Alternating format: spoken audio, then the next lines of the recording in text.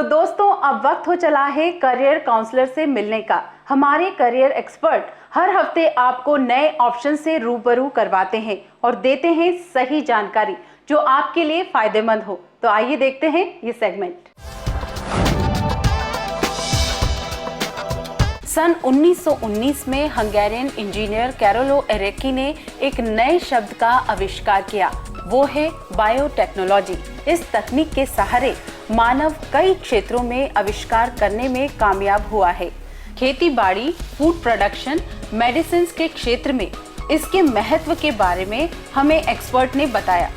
Biotech का अर्थ ये है कि किस प्रकार हम बायोलॉजिकल मटेरियल को या बायोलॉजिकल प्रोसेसेस को यूज़ करते हैं कोई प्रोडक्ट डेवलप करने के लिए, जिसमें जो रॉ मटेरियल है वो किसी भी अंग को, किसी भी पार्ट को, लिविंग मटेरियल को हम इंडस्ट्री में जब यूज़ करते हैं किसी प्रोडक्ट डेवलप करने के लिए, तो उसको हम बायोटेक्नोलॉजी कहते हैं। बायोटेक्नोलॉजी एक तरह का बायोलॉजी और टेक्नोलॉजी का मेल है। इस क्षेत्र में बायोलॉजी के उपयोग से नए नए ऑर्गेनिक चीजों में आविष्कार किए जाते हैं। बायोलॉजी का इसमें खास तौर से महत्व है, इसीलिए इसकी पढ़ाई करने के लिए ये आवश्यक है कि आपने 12वीं पास बायोलॉजी से की हो। पढ़ने के लिए तो उन्होंने बायोलॉजी पढ़ी होनी चाहिए, मैथ भी पढ़ा होना चाहिए, दोनों है। बिना मैथ के इंजीनियरिंग नहीं होती, क्योंकि बायोटेक्नोलॉजी तो synthesis between science and technology है। एक तो ये क्लियर है। दूसरा ये है कि बच्चा इनोवेटिव हो, खोज करना चाहता हो। There are so many opportunities, इसका कोई अंत नहीं है। इस क्षेत्र में मौजूदा स्कोप की अगर बात करें तो ये कहना गलत नहीं होगा कि भारत में बायोटेक्नोलॉजी का क्षेत्र खासा बढ़ोतरी पर है। मेक इन इंडिया की रिपोर्ट के मुताबिक भारत का स्थान एशियन पैसिफिक रीजन में तीसरे स्थान पर है। हमारा देश हेपेटाइटिस बी की वैक्सीन में नंबर 1 निर्माता है। 2025 तक इंडस्ट्री 100 बिलियन $US की हो सकती है। 2012 से 2017 के बीच में तकरीबन 3.7 बिलियन $US खर्च किए जाने हैं। मैं ये समझता हूँ कि विश्व, जैसे लोग कहते थे कि 20वीं शताब्दी वाज द आईटी और 21वीं शताब्दी होनी चाहिए बीटी की। हाँ, बीटी में जो उसके मुकाबले में आईटी में तो फास्ट होती है, इसमें जो रिसर्चेज होती है स्लो होती हैं।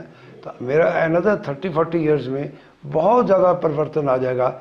ऐसी चीज़ें होंगी जो हमने कभी सोची नहीं होगी। तो सबसे बड़ी इंडस्ट्री तो आज ड्रग इंडस्ट्री है, उसके बाद फूड प्रोसेसिंग इंडस्ट्री है। तो टीचिंग में, रिसर्च में, इंडस्ट्री में और डिफरेंट इंडस्ट्री में बायोटेक्नोलॉजी एक ही ऐसी साइंस है जो हर उस इंडस्ट्री में इसका महत्व होगा जिस इंडस्ट्री में रॉ मटेरियल पेड़ों से, पौधों से, छोटे जीवों से, जैसे बैक्टीरिया एंड वायरसेस हैं, और and small animal, lower animals, earthworm जो दूसरे हैं, उनका प्रयोग हम पूरे जानवर का भी कर सकते हैं। उसमें बायोटेक्नोलॉजी का रोल रहेगा।